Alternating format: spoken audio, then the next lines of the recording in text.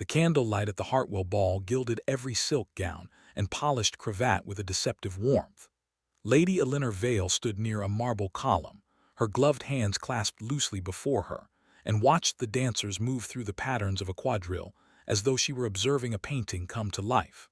She had chosen a gown of soft gray blue, a color that made her pale brown hair gleam like winter wheat, and her dark eyes seem almost luminous in the amber glow. She had not chosen it to be noticed. She had chosen it because it reminded her of the sky just before rain, and she had always found a strange comfort in the promise of a storm. For 3 years, she had attended these gatherings with the quiet hope of a woman who understood that love was not a declaration but a patience. Alexander Blackwood, the Duke of Ashworth, was the center of that patience. He stood across the room now, his dark head tilted toward Lady Cecily Cressingham, the season's undisputed diamond. Lady Cecily laughed at something he said, her fan fluttering like a trapped moth. Alexander's smile was thin, a polite curve that held no real warmth, but his posture was attentive, and that was enough to send whispers rippling through the younger debutantes. Elinor did not sigh. She had trained herself out of such visible weakness. Instead, she turned her attention to the refreshment table, where a footman was arranging crystal glasses into a pyramid. It was easier to count the glasses than to count the number of times Alexander had looked at her this evening and seen nothing. Lady Elinor. The voice came from behind her, low and edged with a familiar aristocratic drawl. She turned, and there he was. The Duke of Ashworth, standing closer than propriety strictly allowed, his jaw shadowed with the beginnings of a beard despite the late hour. His eyes, a shade of gray that shifted like the sea before a squall, swept over her face with an expression she could not read. "Your Grace," she said, and curtsied with the grace of long practice. "I find myself in need of a partner," he said, as though the request cost him nothing. "Lady Cecily has been claimed by Lord Pemberton for the next 3 dances, and I would rather stand in the garden with the moths than endure another of Lady Hester's questions about my plans for the season." It was not flattering, but it was honest, and Elinor had learned to accept such scraps. She offered her hand. "I would be honored." He led her onto the floor as the orchestra began a waltz. Alexander was a competent dancer, his movements precise rather than expressive, and his hand at her waist was light, almost impersonal. Elinor matched his steps with a careful composure that masked the sudden quickening of her pulse. She allowed herself one moment to study his profile, the severe cut of his nose, the hard line of his mouth, the way a lock of dark hair fell across his brow as he turned. "You dance well," he said after a full minute of silence. "You sound surprised." He looked at her then, really looked, and for the space of a heartbeat something flickered in his gray eyes. "I am not surprised. I am merely unused to speaking with you at such events. You are often in the background." The words landed with the soft precision of a needle finding skin. Elinor's smile did not waver. The background has its advantages. One observes more clearly. "And what do you observe?" he asked, his voice dipping with sudden interest. Before she could answer, his attention shifted. Lady Cecily had returned to the edge of the dance floor, and Alexander's hand tightened briefly at Elinor's waist before dropping away. "Forgive me," he said, already stepping back. "There is a matter I must attend to." He was gone before the final note of the waltz. Elinor stood alone in the middle of the glittering floor as other dancers swirled around her, a stationary point in a world of motion. She felt the weight of eyes, some pitying, some amused, and she lifted her chin with the quiet dignity that had carried her through 3 seasons of being overlooked. It was later, as she sought a moment of air on the terrace, that she heard his voice through a half-open window. "Pleasant enough," Alexander said, his tone idle, "but one does not marry a shadow." A pause, a laugh male, careless. "Poor Lady Elinor. She has followed you about for years like a faithful hound." "I have never encouraged her," Alexander replied. "She is a fixture, nothing more." The night air turned to ice in Elinor's lungs. She stood perfectly still, the stones of the terrace cold beneath her slippers, and listened to the man she had loved for 3 years dismiss her existence as though she were a piece of furniture he had grown accustomed to ignoring. She did not cry. She did not gasp. She simply turned and walked back into the ballroom, collected her wrap from the cloakroom, and descended the front steps to her waiting carriage. The streets of London rolled past in silence, and inside the dark confines of the coach, Elinor placed a hand over her chest and felt the dull, persistent ache of something that had just begun to die. That night in her bedroom, she opened a small leather journal and read the entries she had written over 3 years, every observation of Alexander's moods, every foolish hope, every carefully recorded conversation. Then she placed the journal in the fireplace and watched the flames consume it. For 3 years she had loved him with her whole heart. That love had been met with indifference, and now it had been answered with contempt. She was done. The next morning, Lady Elinor Vale sent word to her mother that she wished to leave London for the country, and she did not look back. The weeks that followed were, for the Duke of Ashworth, entirely unremarkable. He rose late, attended his clubs, rode in the park, and endured the usual round of dinners and routs with the practiced ease of a man who had long since mastered the art of appearing engaged while feeling nothing. The season was in full bloom, and London offered its usual distractions: cards, brandy, and the murmured attentions of women who understood that his title exceeded his charm. Yet there was a peculiar flatness to it all. At first, Alexander could not name the source of his restlessness. He found himself scanning ballrooms for a familiar figure in gray-blue, a quiet presence that had always been there, like the wainscoting or the chandeliers. But Lady Elinor Vale was absent. He learned from his sister, Lady Honoria, that Elinor had retired to her family's estate in Hertfordshire to attend to her mother, who was unwell.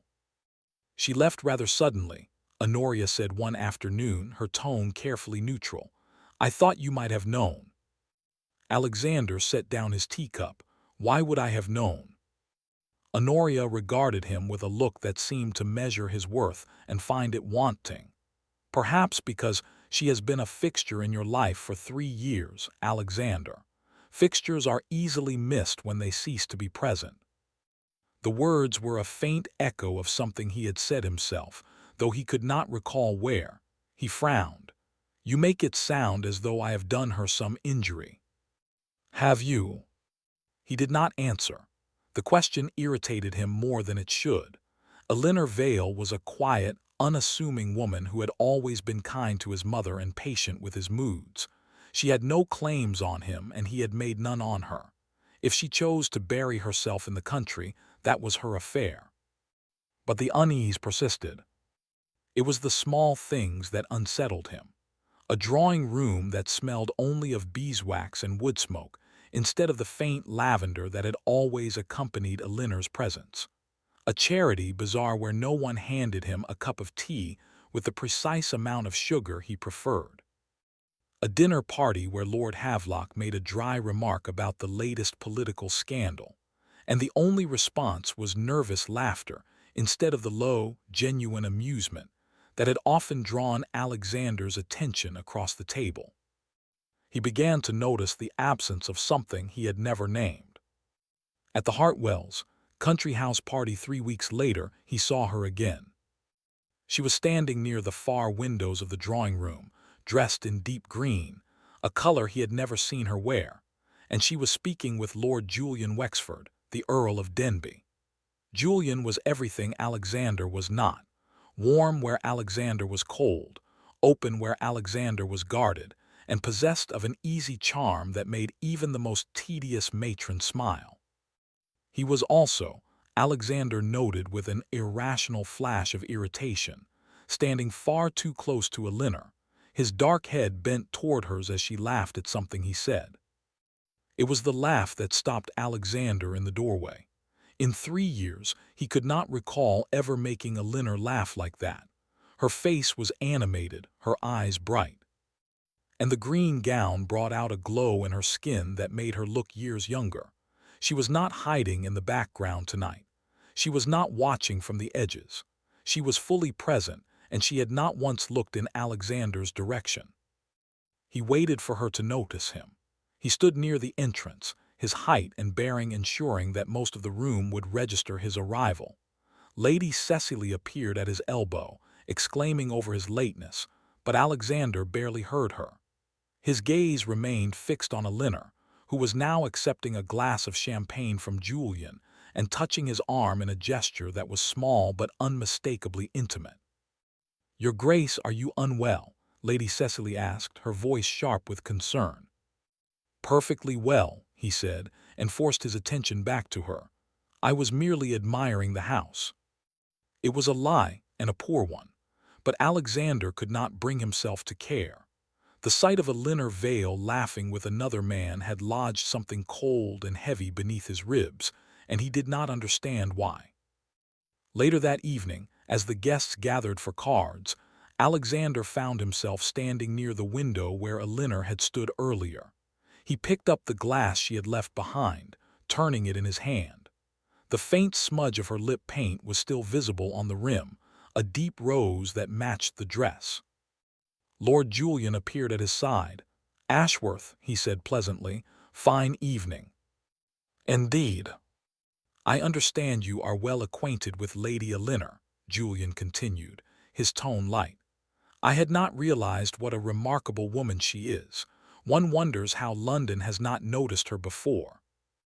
Alexander set the glass down with a sharp click. "London notices what it chooses," he said coldly, "and often mistakes quietness for invisibility." Julian's smile did not falter. Perhaps, or perhaps some men are simply too blind to see what is right in front of them. The words hung in the air between them. Alexander opened his mouth to reply, but Elinor herself appeared, her shawl draped over one arm and her expression serene. "Lord Denby, I believe I promised you a turn about the terrace," she said, and then, as though noticing Alexander for the first time, added, "Your Grace." The greeting was civil and utterly devoid of warmth. She did not meet his eyes. She simply placed her hand on Julian's arm and allowed him to lead her away, leaving Alexander alone with the shattered remains of his own indifference. He watched them go, and for the first time in his life, the Duke of Ashworth felt the cold weight of being unseen. The next day dawned gray and heavy, the kind of English morning that pressed against the windows of Ashworth House like a persistent suitor. Alexander rose earlier than was his habit and stood at the window of his bedchamber, watching the mist cling to the trees in Green Park. He had slept poorly, his dreams filled with fragments of deep green silk and a laugh that belonged to another man's company. At breakfast, he found Honoria already seated, a letter open beside her plate. She glanced up as he entered and did not smile. "You look dreadful," she observed. "Thank you." He took his place and motioned for coffee. "Your concern is deeply touching." Honoria folded the letter. "Elinor is to remain at the house party through the end of the week. Lord Denby has extended his stay as well. I understand they have become quite inseparable." Alexander's hand tightened on the cup. "I fail to see why this should interest me."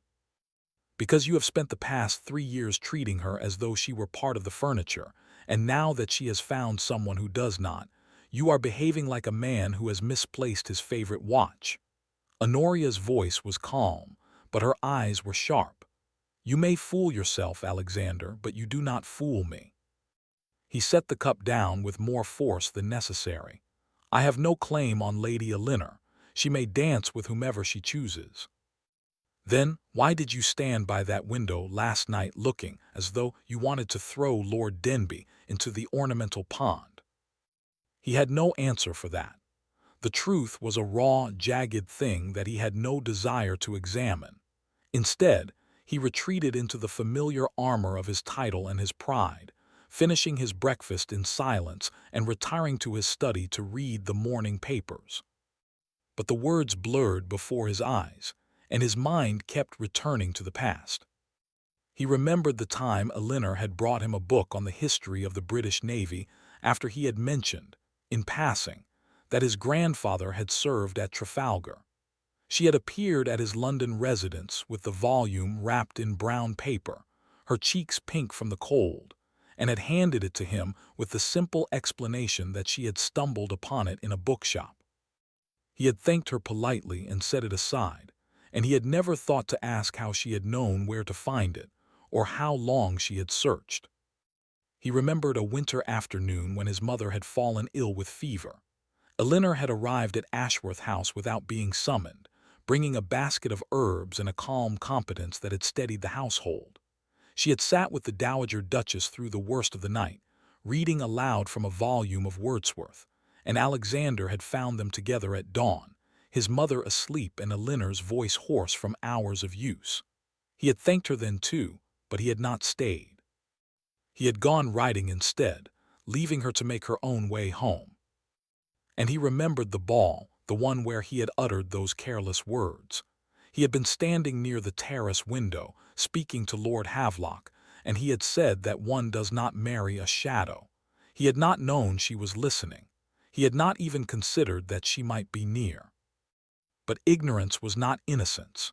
He had spoken with cruelty, because cruelty was easier than admitting that Elinor Vale had always made him feel seen in a way that made him uncomfortable. She had looked at him not as a duke or a fortune, but as a man, a flawed, often difficult man, and that had terrified him more than any scandal or duel. Now she was looking at someone else, and the terror had transformed into something worse. That evening, the house party gathered for a formal dinner.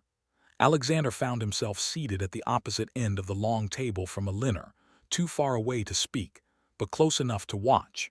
She wore rose silk tonight, a color that softened the planes of her face and brought out the warm undertones in her skin. Julian Wexford was beside her, and the two of them spoke in low, animated voices, their heads bent together in a way that made Alexander's jaw ache. He drank more wine than he should have, and when the ladies withdrew, he found himself in the billiard room with the other gentlemen, his cue held loosely in his hand. Lord Havelock made a jest about the season's most desperate mothers, and Alexander heard himself laugh, a short, hollow sound that did not reach his chest. Julian was not among the men. He had excused himself early, and Alexander knew with a sick certainty where he had gone. He found them in the conservatory, surrounded by ferns and moonlit glass. Elinor stood with her back to him, and Julian held both of her hands in his.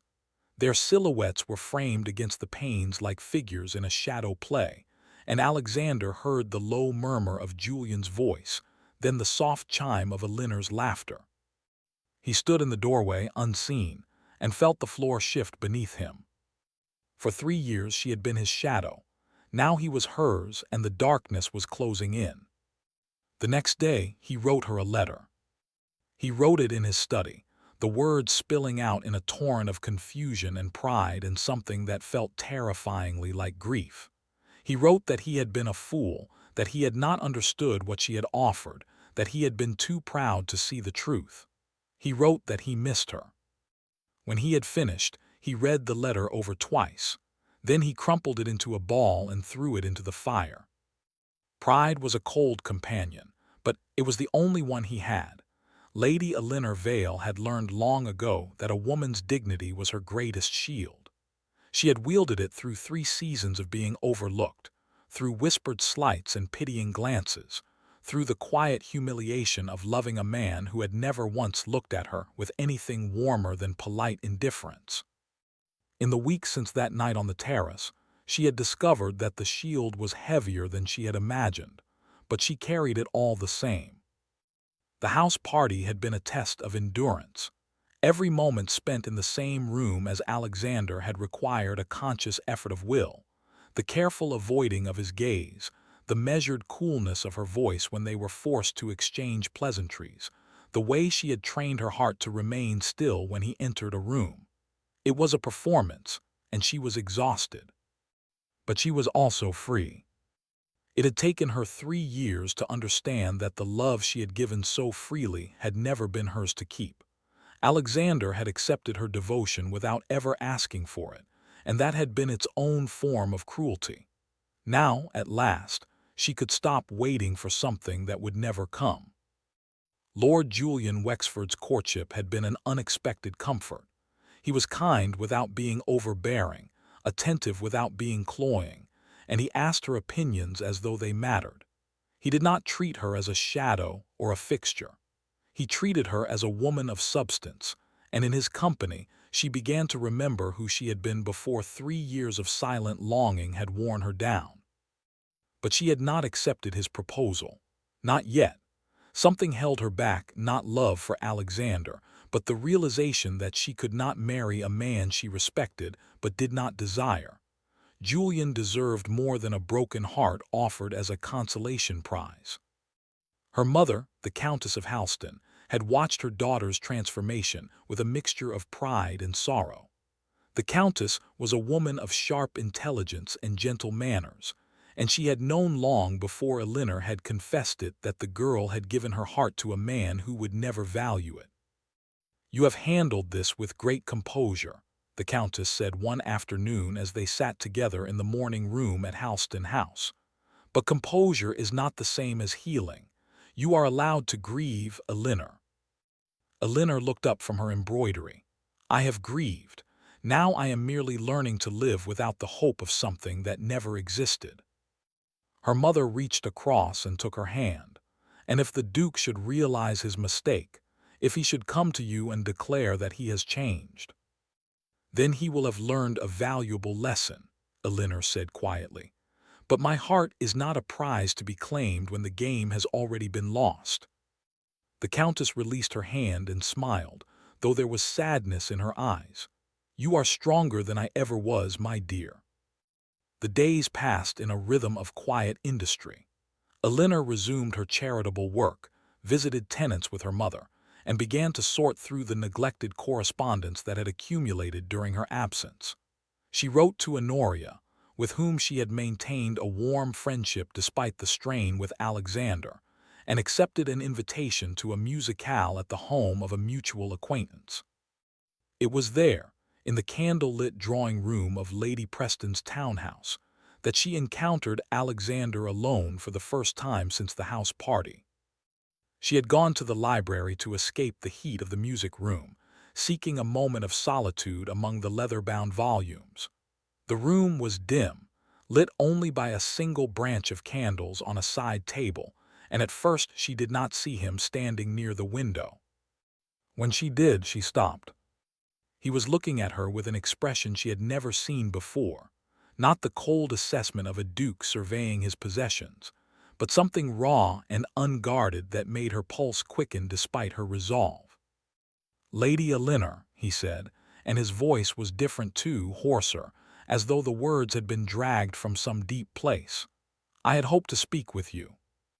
"We are speaking now," she said, and heard the coolness in her own voice with a thrill of satisfaction. He took a step toward her, then stopped, as though uncertain of his welcome. "You have changed." "I have merely stopped pretending." The words landed between them like stones dropped into still water. Alexander flinched, an almost imperceptible movement, but Elinor saw it. "I owe you an apology," he said, "for the manner in which I have treated you, for words spoken carelessly and heard unkindly, for years of blindness that have cost me more than I can say." She considered him for a long moment, this man she had loved with such desperate constancy. He looked tired, the lines around his mouth deeper than she remembered, and there was a shadow in his gray eyes that spoke of sleepless nights. But she did not soften. "3 years," she said quietly. "For 3 years I was present. I listened to your troubles, I anticipated your moods, I arranged my entire life around the hope that you might someday see me as more than a convenience. And you never did." She paused, her voice steady despite the ache in her chest. "You spoke of me as a shadow. You called me a fixture. And now, because I have stopped waiting, you have decided that I am worth noticing." "That is not why," he began, but she raised a hand. "It does not matter why. The fact remains that your interest is born of loss, not love. You do not want me, Alexander. You merely do not want anyone else to have me." The candor of her words seemed to strip the air from the room. Alexander stood motionless, his face pale, and for a terrible moment, Elinor thought he might argue. But he did not. He simply looked at her with those gray eyes, and in them she saw the reflection of her own pain, mirrored back at last. "You are right," he said finally. "I have been a fool, but I am not so great a fool that I cannot recognize the truth when it is spoken to me." He drew a breath. "Tell me what I must do to earn your regard." Elinor shook her head. "There is nothing to earn. I gave you my regard freely and you spent it carelessly. I have nothing left to offer." She turned and walked out of the library, her steps measured and unhurried, and she did not look back. Alexander stood alone in the dim light, listening to the distant strains of music from the drawing room, and felt the full weight of his own silence settle over him like a shroud. The musicale marked a turning point in the season. Word of the Duke's sudden interest in Lady Elinor Vale spread through the ton with the speed of a summer fire, and speculation ran rampant. Some whispered that he had finally come to his senses. Others claimed that Lord Denby's attentions had simply provoked his competitive nature. A few of the older matrons, who had watched Elinor's quiet devotion for years, allowed themselves small smiles of satisfaction, as though witnessing a long-delayed justice. Elinor ignored it all.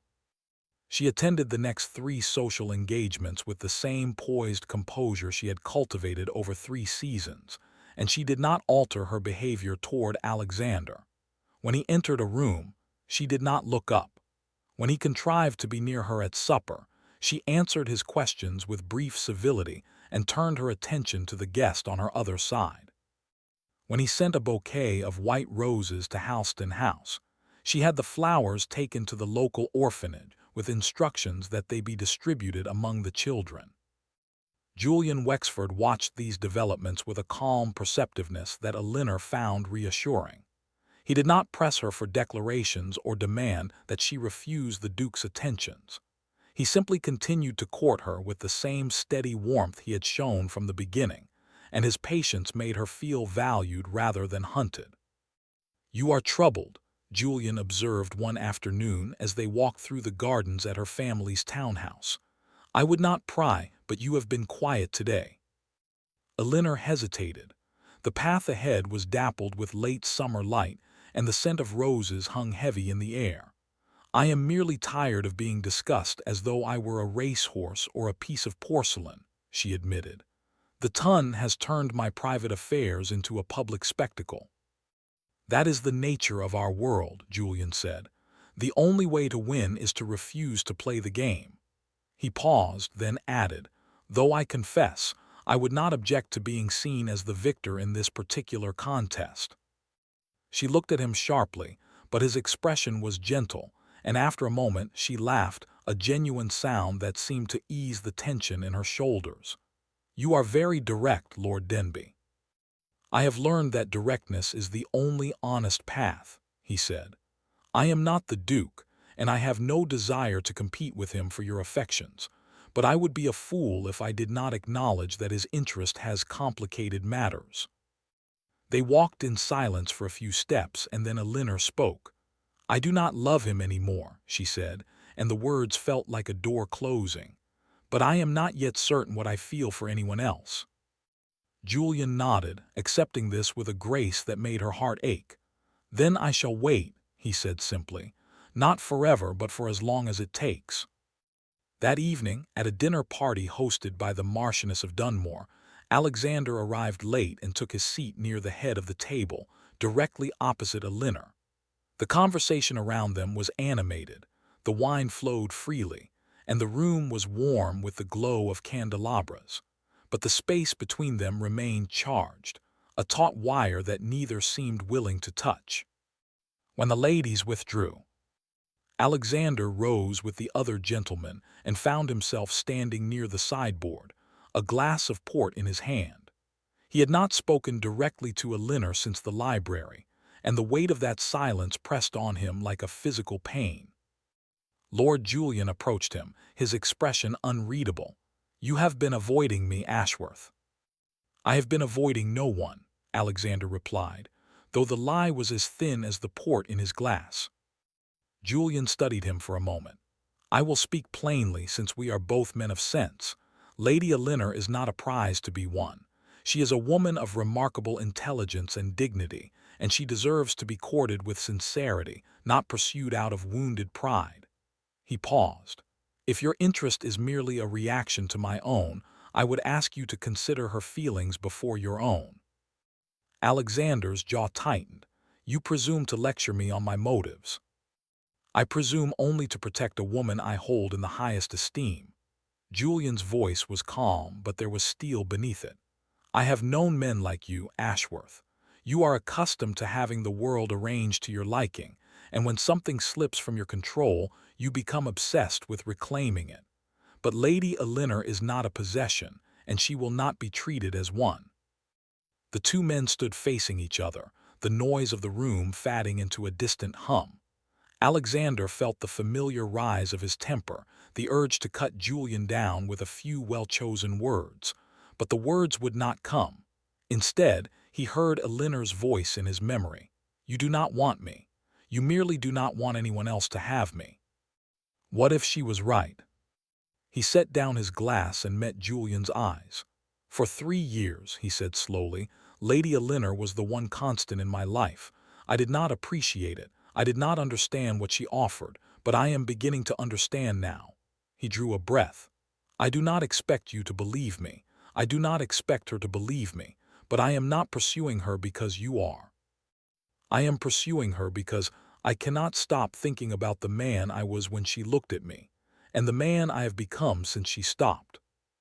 Julian regarded him in silence for a long moment, and something in his expression shifted.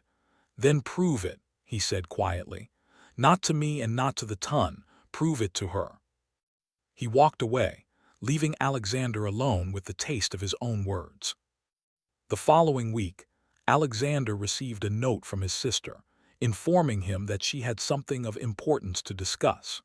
He arrived at Honoria's townhouse to find her sitting in the drawing room, a single sheet of paper in her hand, and a look on her face that made his stomach drop.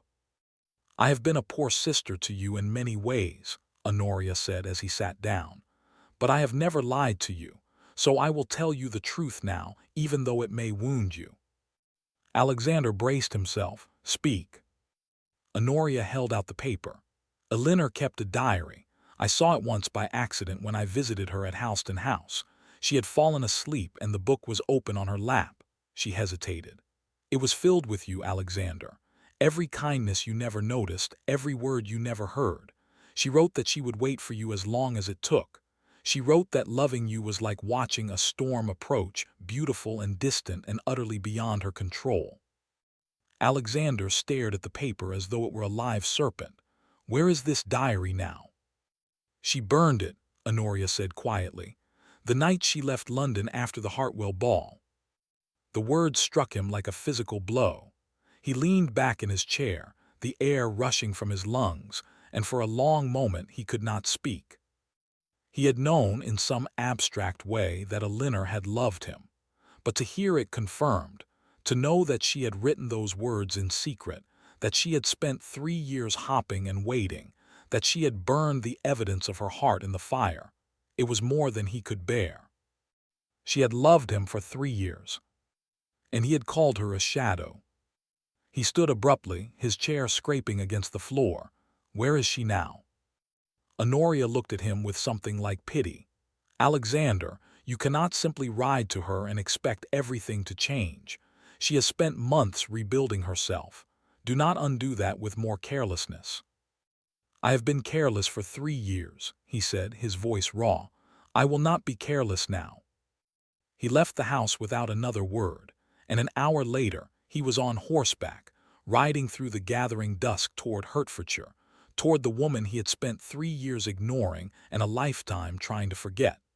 The storm broke over the Hertfordshire countryside just as Alexander crossed the border into the county.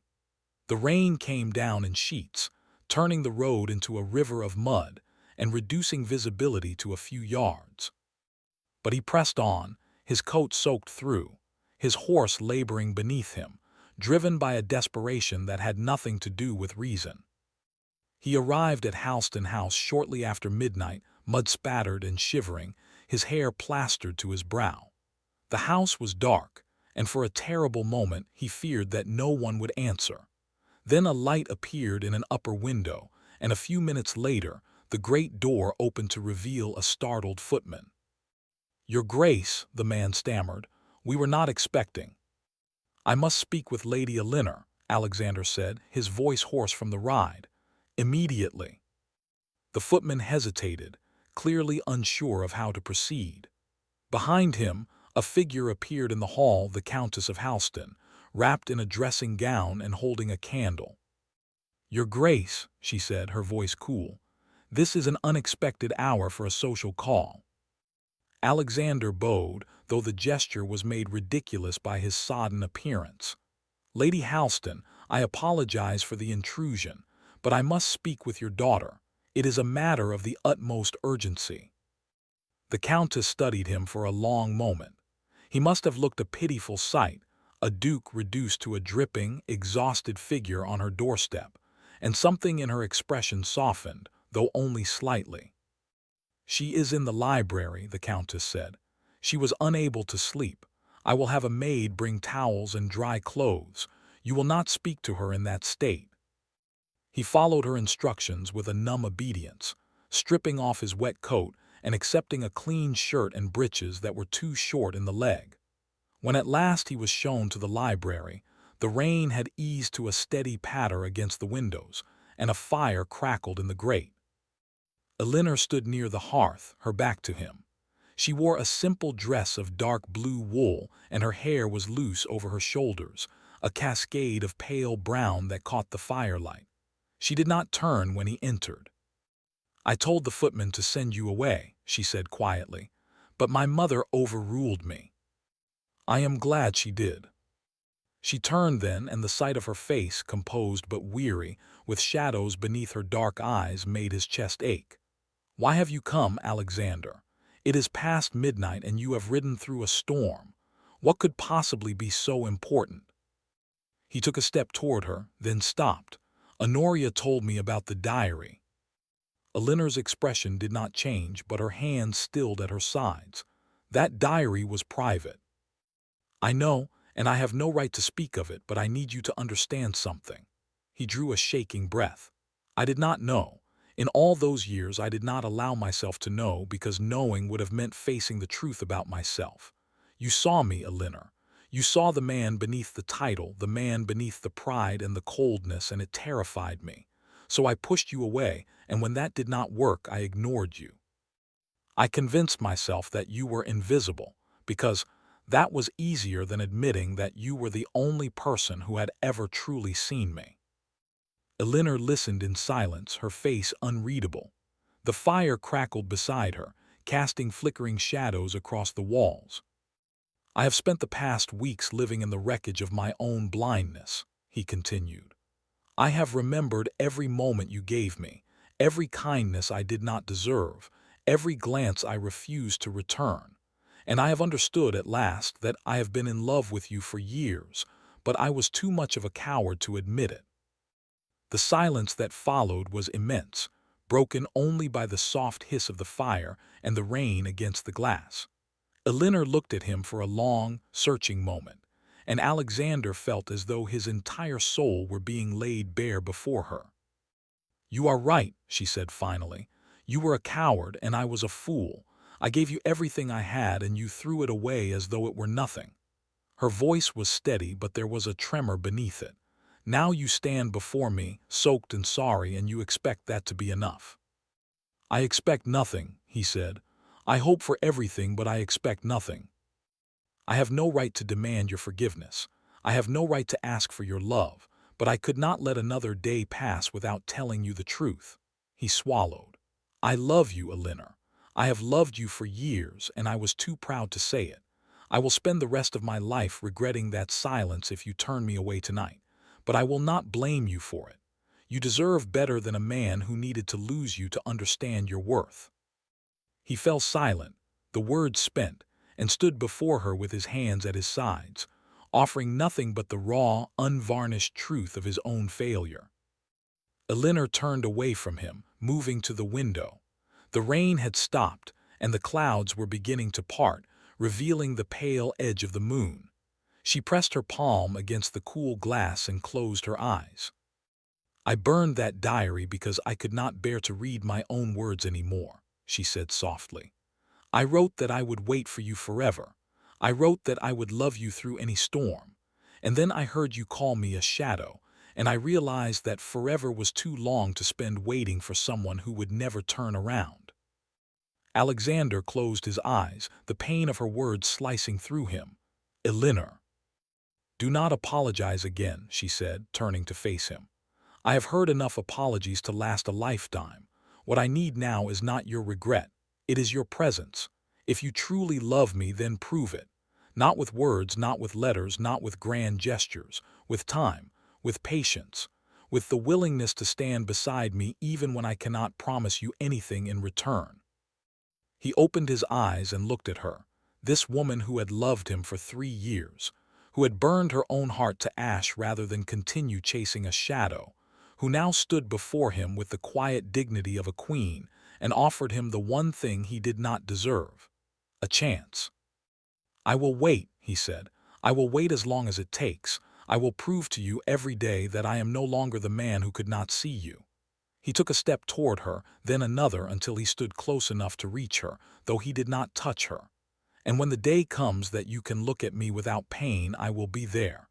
Not before you, not behind you, beside you." Elinor's eyes glistened in the firelight, but she did not weep. She simply nodded, a small, almost imperceptible movement, and then she turned and left the library, her footsteps soft on the wooden floor. Alexander remained by the fire, alone with the ghosts of his own mistakes, and listened to the rain begin again. He had ridden through a storm to reach her, and he knew now that the real storm was only beginning. But for the first time in his life, he was willing to stand in the rain.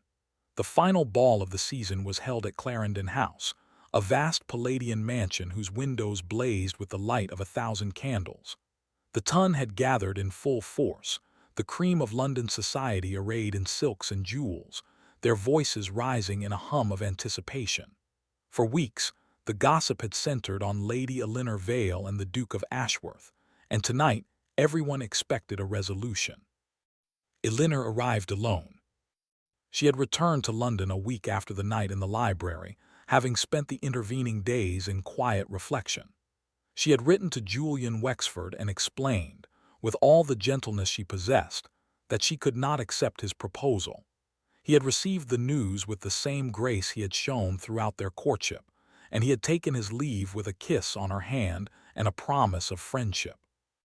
Now she stood at the top of the marble staircase at Clarendon House, dressed in a gown of silver-gray silk that shimmered like moonlight on water. Her hair was arranged in a simple but elegant style, threaded with small pearls that caught the light.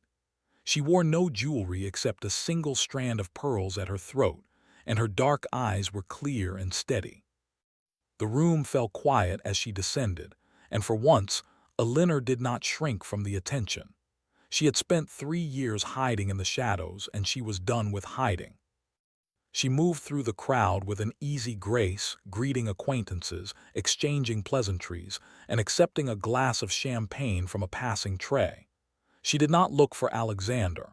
She did not need to. She knew he would find her. He found her on the terrace an hour later, where she stood alone, gazing out at the moonlit gardens. The sound of the orchestra drifted through the open doors behind them, a waltz in 3/4 time, sweet and melancholy. "I saw you come in," he said quietly, coming to stand beside her. "You took my breath away." She turned to look at him. He was dressed in severe black and white, his dark hair combed back, his gray eyes searching her face with an expression that was both hopeful and uncertain. He looked like a man standing on the edge of a precipice, waiting to see whether the ground would hold. "I have had some time to think," she said, "about what you said and about what I want." He nodded, his jaw tight. "And what have you decided?" She turned fully to face him, the moonlight silvering her hair and gown. "I decided that I have spent enough time waiting for someone else to determine my happiness. I will not be a shadow and I will not be a fixture. I am Lady Elinor Vale, and I have loved you, Alexander. Through 3 years of silence and indifference, I loved you. That love did not disappear when I burned my diary. It changed. It became something harder, something stronger. And now I need to know if you can love that woman, not the memory of the one who worshipped you. Alexander's throat worked. I have loved every version of you, he said, his voice rough. But it is this one I love most, the one who looked away, the one who forced me to see. He reached into his coat and withdrew a small velvet box. Then, to the shock of the guests who had gathered near the terrace doors, the Duke of Ashworth knelt on the cold marble before Lady Elinor Vale, in full view of the ton, and opened the box to reveal a ring of sapphires and diamonds that glittered like captured starlight. "I am not asking for your forgiveness," he said, his voice carrying clearly through the night air. "I am not asking for your pity or your patience or your silence. I am asking for the privilege of spending the rest of my life proving that I am worthy of the love you gave me for 3 years. I am asking you to let me see you, Elinor, every day, for the rest of my life." The crowd was utterly still. Even the orchestra had stopped playing, the musicians caught up in the drama unfolding before them. Elinor looked down at the man kneeling before her, the man she had loved for so long, and she felt the last of her anger and grief fall away like water. "Get up, Alexander," she said softly. "I will not be courted on marble." He rose, his eyes never leaving hers. "Then where?" She smiled, a real smile, the kind that transformed her face and made her dark eyes sparkle. "Start with a dance," she said, "and then perhaps a walk in the garden, and then, if you are very patient, I may allow you to call on me tomorrow." He laughed, a rough, surprised sound that seemed to release something coiled in his chest. Then he took her hand and lifted it to his lips, pressing a kiss to her gloved fingers with a tenderness that made several of the watching ladies sigh. "I have been patient for 3 years," he said. "I can be patient a little longer." She shook her head, her smile widening. "You have not been patient, you have been blind, but I am willing to teach you the difference." They walked together back into the ballroom, and the orchestra, recovering from its collective shock, struck up a waltz. Alexander took Elinor in his arms and led her onto the floor, and this time there was no abandonment, no distraction, no coldness. This time he looked at her, only at her, as though she were the only woman in the room, the only person in the world. The ton watched, some with approval, others with envy, and a few with the quiet satisfaction of those who had always believed that Lady Elinor Vale would be vindicated. But Elinor paid them no mind. She was dancing with the man she had loved for 3 years, the man who had finally learned to see her, and in his arms she felt something she had not felt in a long time. Hope. It was a small hope, fragile and new, but it was enough. It was a beginning. And this time she would not wait in the shadows. She would stand beside him in the light, and she would be seen. The music played on, and they danced. And for the first time, they danced as equals.